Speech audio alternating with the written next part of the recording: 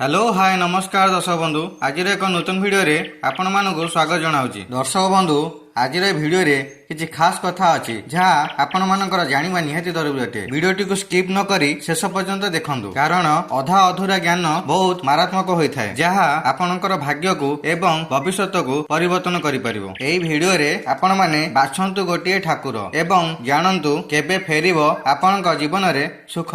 एमिति केही संसार रे नाहाती जहाँ जीवन रे दुख बोली किछि नहीं। प्रत्येक मनुष्य जीवन रे किछि ना किछि दुख रही थाए। समस्ते जानी थांती दुख परे सुख निश्चित आसे किंतु से सुख केबे फेरिबो ताहा केही जानि न थांती। एई भिडियो रे आपण मानकर सब समस्यार समाधान आमे करिवु आउ आपण माने जानि परिबे आपणक जीवन रे सुख केबे आसीबो। आपण माने आपणक मोबाइल स्क्रीन ने देखि पारुथिबे तीनोटी फोटो। सेई फोटो मध्यरु गोटे फोटो होउची महादेवंकर आउ गोटे फोटो होउची माता लक्ष्मीकर आउ गोटे फोटो होउची हनुमानकर। आपण माने आपणकर प्रिय ठाकुरंकु बाछंतु। ठाकुरंक फोटो आधार रे जहाँ भी कुहा जाइछि ए सब को मन देई शुणंतु। दर्शक बंधु यह पूर्वरु आपण मानंकु मोर विनम्र निवेदन आपण माने हम चैनल टी को सब्सक्राइब करंतु, वीडियो टी को लाइक करंतु, शेयर करंतु एवं पाखरे थिबा बेल आइकन टी को दबाई दियंतु। दर्शक बंधु एई तीनोटी ठाकुरंक फोटो मध्यरु आपण माने स्मरण करी गोटिए ठाकुरंकु बाछंतु एवं सेई ठाकुरंक आधार रे कुहा जाइथिबा कथा को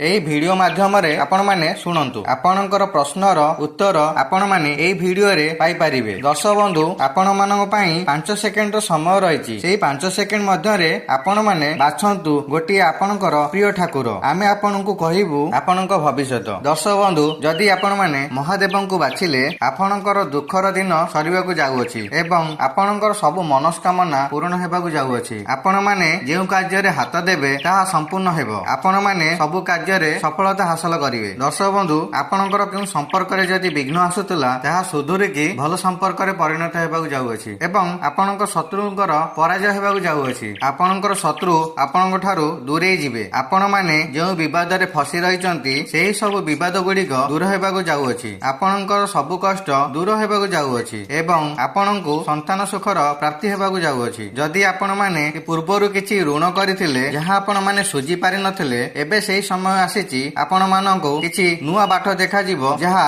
आपण माने सुरुखुरुरे सुझी पारिबे एवं किछि आकस्मिक धनर आगमन हेबाकु जाउअछि जहा द्वारा आपण सेही करजकु सुरुखुरुरे सुझी पारिबे। काहेकि ना ग्रह माने आपणक सपक्ष रे जाउछंती एवं आपणकर ग्रह दशा दूर हेबाकु जाउअछि। आपण माने आउ अपेक्षा न करी आपणक घर पाखरे थिबा किए विशिष्ट पंडित पाखंकु आपण माने जाईकि आपणक जातक देखांतु। आपण माने ए जातक को देखेई जदि कोनोसी त्रुटि किंबा कोनोसी विघ्न आसुची ताहा देखेई तार प्रतिकार मध्य करेई नियंतु। आपणकर जदि कोनोसी कठिन परिस्थिति आगकु आसुची एहा मध्य दूरे जीवो। देखिबे से सब कठिन परिस्थितिर सहजरे आपण माने तार मुकाबिला करि परिबे। आपणको टिके ध्यान रखिबाकू पड़िबो। आपणकर केही जणे अति आपणार लोक पर होई जिवे। दाम्पत्य जीवन रे आपणको कोनोसी अघटन देखियो मिलि पारे। दाम्पत्य जीवन पई आपण माने टिके अधिक ध्यान दियंतु एवं आपणक पार्टनर को टिके बुझिया पई चेष्टा करंतु। अजथारे युक्ति तर्क करंतु नाही, तार समाधान टिके खोजी दियंतु। आपणकर पारिवारिक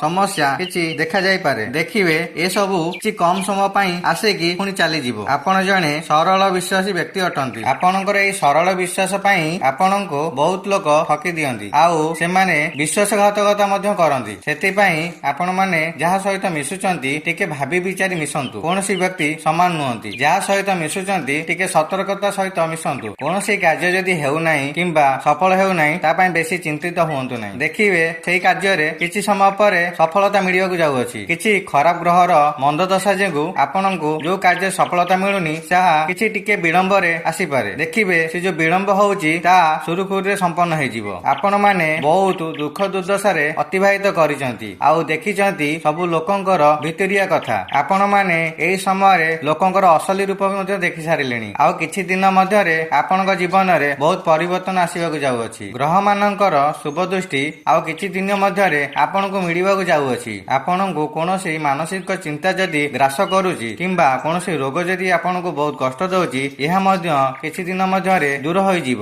ଆପଣମାନେ ବହୁତ ଦିନ ଧରି ମନ୍ଦ ଦଶା ଭୋଗ କରି ଆସୁଥିଲେ। ସେତେବେଳେ ଦେଖିଥିବେ ଆୟ କମ ରହୁଥିଲା, ବ୍ୟୟ ଅଧିକା ରହୁଥିଲା। ଦେଖିବେ ଆଉ ଅଳ୍ପ ଦିନ ମଧ୍ୟରେ ଆପଣଙ୍କର ଯୋଉ ଆୟ କମ ହଉଥିଲା ସେ ଆୟର ସ୍ରୋତ ମାନ ଖୋଲିଯିବ, ଆଉ ଆୟ ମଧ୍ୟ ବହୁତ ବଢିଯିବ। ଦର୍ଶକ ବନ୍ଧୁ, ଆପଣମାନେ ଦେଖିପାରିବେ ଆପଣଙ୍କ ସନ୍ତାନ ଦ୍ଵାରା କୌଣସି ସୁଖ ମଧ୍ୟ ମିଳିବାକୁ ଯାଉଅଛି ଏବଂ ସବୁ ବିଘ୍ନର ବିନାଶ ହେବାକୁ ଯାଉଅଛି ଏବଂ ଆପଣଙ୍କ ମନରେ ନୂଆ ଭାବନା ମାନ ସୃଷ୍ଟି ହେବାକୁ ଯାଉଅଛି। ଆପଣ ଆପଣଙ୍କ ମନରେ ବେଶୀ ଆସକ୍ତି ରଖନ୍ତୁ ନାହିଁ, କାରଣ ଏହି ଆସକ୍ତି ହେଉଛି ଦୁଃଖର କାରଣ। ଆପଣମାନେ ନିଜର ଆଉ ନିଜ ଲୋକଙ୍କର ଭବିଷ୍ୟତ ପାଇଁ ଟିକେ ଧ୍ୟାନ ଦିଅନ୍ତୁ। ଯେଉଁ କାର୍ଯ୍ୟ ମାନ ଆପଣ କରୁଛନ୍ତି ସେହି ପ୍ରତ୍ୟେକ କାର୍ଯ୍ୟ ଉପରେ ଆପଣ ଟିକେ ଧ୍ୟାନ ଦିଅନ୍ତୁ ଏବଂ ଈଶ୍ୱରଙ୍କ ଉପରେ ଭରସା ରଖନ୍ତୁ। ଦେଖିବେ ସିଏ ଆପଣଙ୍କୁ କେବେ ଡୁବେଇବେ ନାହିଁ। ଆପଣମାନେ ଈଶ୍ୱରଙ୍କର ସନ୍ତାନ ଅଟନ୍ତି। ଆପଣଙ୍କର ସବୁ ଦୁଃଖ ଦୂର ହେଇଯିବ, ଆଉ ଯେଉଁ ଯେଉଁ ସମସ୍ୟା ସବୁ ଚାଲୁଛି ଆପଣଙ୍କ ଜୀବନରେ ତାହା ମଧ୍ୟ ଅତି ଶୀଘ୍ର ଦୂର ହେଇଯିବ। ଆପଣମାନେ ସକାଳୁ ଉଠି 108 ଥର ମହାମୃତ୍ୟୁଞ୍ଜୟ ମନ୍ତ୍ର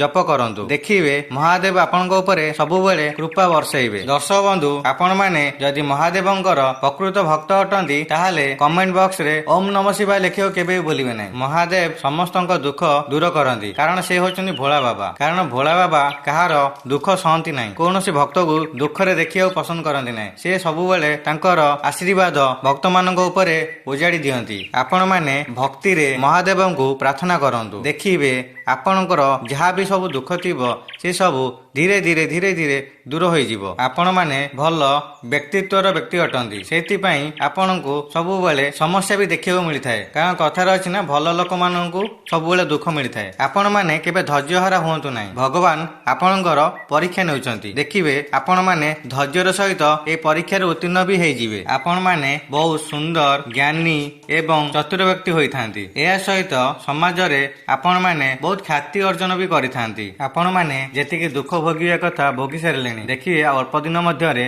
ଆପଣଙ୍କର ସବୁ ସୁଖ ଫେରିଆସିବ।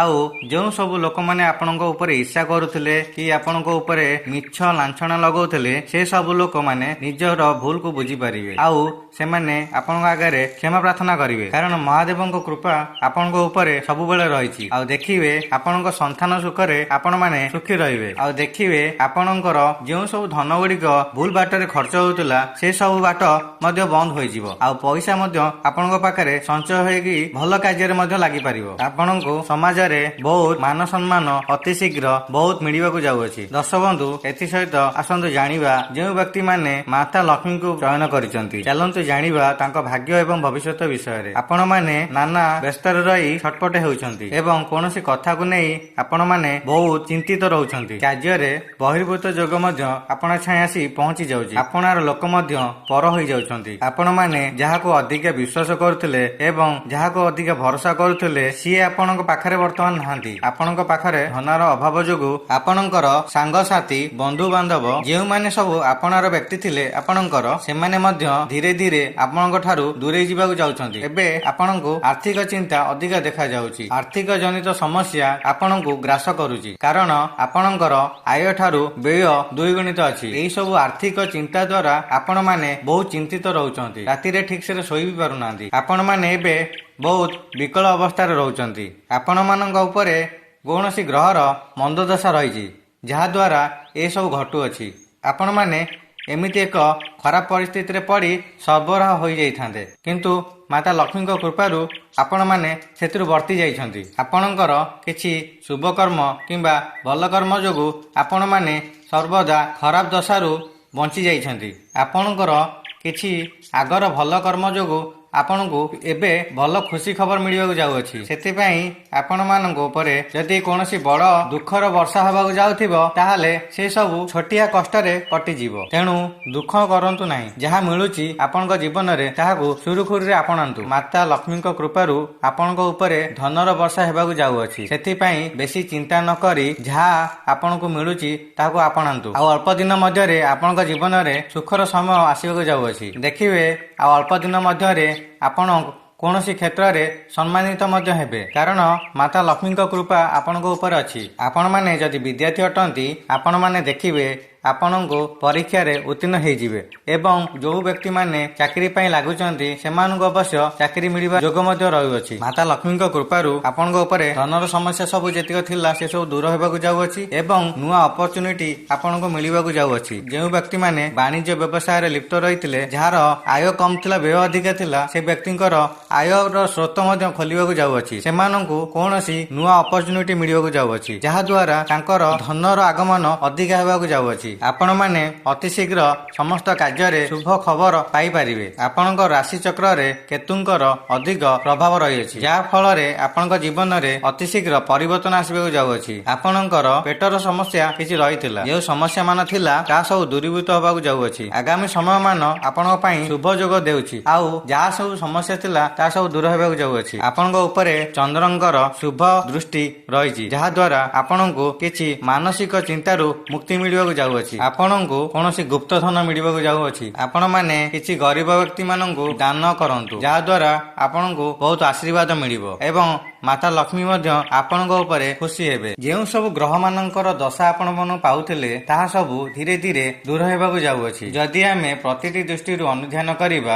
ତାହେଲେ ଜାଣିପାରିବା ଆଗାମୀ ଦିନ ମାନଙ୍କରେ ଆପଣ ମାନଙ୍କୁ ଶୁଭ ଖବର ମାନ ମିଳିବାକୁ ଯାଉଅଛି। ଛାତ୍ରଛାତ୍ରୀ ମାନଙ୍କ ପାଇଁ ଅନେକ ଶୁଭ ସମ୍ବାଦ ରହିଅଛି। ଆପଣ ମାନେ ପ୍ରତ୍ୟେକ ଦିନ ଚନ୍ଦନରେ କିଛି ହଳଦୀ ମିଶାଇ ମସ୍ତକରେ ଧାରଣ କରନ୍ତୁ। ଦେଖିବେ ଯାହା ବି ସମସ୍ୟା ମାନ ଆପଣଙ୍କ ଜୀବନରେ ଲାଗି ରହୁଛି ତାହା ସବୁ ଧୀରେ ଧୀରେ ଦୂରେଇ ଯିବ। ତେବେ ଦର୍ଶକ ବନ୍ଧୁ, ଆପଣ ମାତା ଲକ୍ଷ୍ମୀଙ୍କୁ ଯଦି ହୃଦୟ ସହିତ ପ୍ରାର୍ଥନା କରନ୍ତି କିମ୍ବା ଭଲ ପାଆନ୍ତି ତାହେଲେ କମେଣ୍ଟ ବକ୍ସରେ ଜୟ ମା ଲକ୍ଷ୍ମୀ ଲେଖନ୍ତୁ। ଦେଖିବେ ମାତା ଲକ୍ଷ୍ମୀ ଆପଣଙ୍କର ସବୁ ଧନଜନିତ ସମସ୍ୟା ଦୂର କରିଦେବେ। ଦର୍ଶକ ବନ୍ଧୁ, ଯଦି ଆପଣମାନେ ହନୁମାନଙ୍କୁ ବାଛିଛନ୍ତି ତାହେଲେ ଆସନ୍ତୁ ଜାଣିବା କଣ ରହିଛି ଆପଣ ମାନଙ୍କ ପାଇଁ ଖୁସିର ଖବର। ଆପଣଙ୍କର ଯେଉଁ ସବୁ ଖରାପ ସ୍ୱପ୍ନ ମାନ ଥିଲା ସେ ସବୁ ଦୂର ହେବାକୁ ଯାଉଅଛି। ଆପଣଙ୍କର ଯେଉଁ ସବୁ ସମସ୍ୟା ଗୁଡିକ ଥିଲା, ଯେଉଁ ସମସ୍ୟା ସହିତ ଆପଣ ଘେରି ରହିଥିଲେ ସେ ସବୁର ଦୂର ହେବାକୁ ଯାଉଅଛି। ଅନେକ ଦିନ ଧରି ଯେଉଁ କାର୍ଯ୍ୟ ଅଟକି ରହିଥିଲା ସେ କାର୍ଯ୍ୟର ସମ୍ପୂର୍ଣ୍ଣ ହେବାର ଯୋଗ ମଧ୍ୟ ଦେଖାଯାଉଅଛି। ଆପଣମାନେ ଯଦି କୌଣସି ଋଣ କରଜରେ ଫସିଥିଲେ ସେ ସବୁ ଧୀରେ ଧୀରେ ସୁଝିଯିବାର ଯୋଗ ମଧ୍ୟ ଦେଖାଯାଉଛି। ଆପଣଙ୍କର ଭଲ ସମୟ ଆସିଯାଇଅଛି। ଆପଣମାନେ ଯେଉଁ କାର୍ଯ୍ୟରେ ହାତ ଦେବେ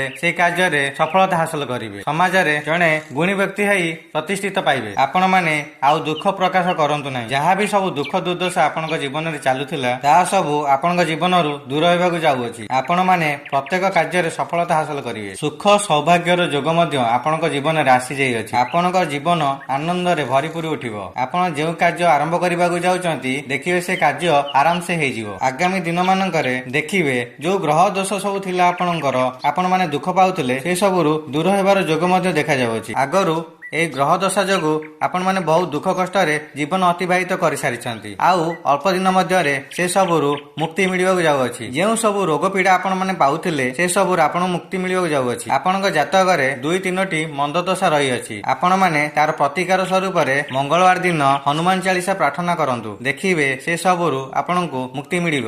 ଏସବୁ ସମସ୍ୟା ଆପଣଙ୍କ ଜୀବନରୁ ଦୂର ହେଇଯିବ। ଯଦି ଆପଣମାନେ ରାତିରେ କୌଣସି ଭୂତ ପ୍ରେତର ସ୍ୱପ୍ନ ଦେଖୁଛନ୍ତି ତାହା ମଧ୍ୟ ଦୂର ହେଇଯିବ। କାରଣ ଆପଣମାନେ ହନୁମାନ ଚାଳିଶାରେ ଶୁଣିଛନ୍ତି, ଭୂତ ପିଚାସ ନିକଟ ନେଇ ଆୱେ ମହାବୀର ଜବ ନାମ ଶୁଣାବେ। ରାତିରେ ଆପଣମାନେ ଶୋଇବା ପୂର୍ବରୁ ଟିକେ ହନୁମାନଙ୍କୁ ସ୍ମରଣ କରି ଶୁଅନ୍ତୁ। ଦେଖିବେ କୌଣସି ଦୁଶ୍ଚିନ୍ତା ସ୍ୱପ୍ନ ଆପଣଙ୍କୁ ଘେରିବ ନାହିଁ। ଆପଣଙ୍କ ଉପରେ ହନୁମାନଙ୍କର ଶୁଭ କୃପା ରହିଛି। ଆପଣମାନେ ଯଦି କୌଣସି କାର୍ଯ୍ୟ ନୂଆ କରି ଷ୍ଟାର୍ଟ କରୁଛନ୍ତି ହନୁମାନଙ୍କୁ ସ୍ମରଣ କରି ଷ୍ଟାର୍ଟ କରନ୍ତୁ। କୌଣସି ବାଧାବିଘ୍ନ ଆପଣଙ୍କ ଜୀବନରେ ଆସିବ ନାହିଁ, ଆଉ ଆପଣଙ୍କର ପାରିବାରିକ ସମସ୍ୟା ଯୋଉ ଲାଗୁ ରହୁଥିଲା ସେ ସବୁ ଦୂର ହେଇଯିବ। ଆପଣମାନେ ଯଶ ମାନ ଖ୍ୟାତି ଅର୍ଜନ କରିବାକୁ ଯାଉଛନ୍ତି। ଆପଣମାନେ ପ୍ରତି ମଙ୍ଗଳବାର ଦିନ 108 ଥର ହନୁମାନ ଚାଳିଶା ପଢନ୍ତୁ, ଆଉ ଦେଖନ୍ତୁ ଜୀବନରେ ଯେତେ ସବୁ ବାଧାବିଘ୍ନ ଥିଲା ଧୀରେ ଧୀରେ ସବୁ ଦୂର ହେଇଯିବ। ଯେଉଁ ବ୍ୟକ୍ତି ମାନେ ଦୁଶ୍ଚିନ୍ତାରେ ରହୁଥିଲେ, ମନ ଭିତରେ ଆଡୁ ସାଡୁ କଥା ପଶି ରହୁଥିଲା, ସେମାନେ ହନୁମାନ ଚାଳିଶା ଅବଶ୍ୟ ପାଠ କରନ୍ତୁ, ଆଉ ଦେଖିବେ କିଛି ଦିନ ମଧ୍ୟରେ ସେ ସବୁ ଦୁଶ୍ଚିନ୍ତା ଦୂରେଇ ଯିବ। ଦର୍ଶକ ବନ୍ଧୁ, ଆଜି ପାଇଁ ଏତିକିରେ ରହୁଛି। ଯେଉଁ ବ୍ୟକ୍ତି ମାନେ ଆମ ଚ୍ୟାନେଲକୁ ସବସ୍କ୍ରାଇବ କରିନାହାନ୍ତି ଅବଶ୍ୟ ସବସ୍କ୍ରାଇବ କରିଦିଅନ୍ତୁ। ଭିଡିଓଟିକୁ ଲାଇକ୍ କରନ୍ତୁ, ସେୟାର କରନ୍ତୁ, ପାଖେ ଟିକେ ବେଲ ଆଇକନଟିକୁ ଦବାଇ ଦିଅନ୍ତୁ। ଜୟ ଜଗନ୍ନାଥ, ନମସ୍କାର।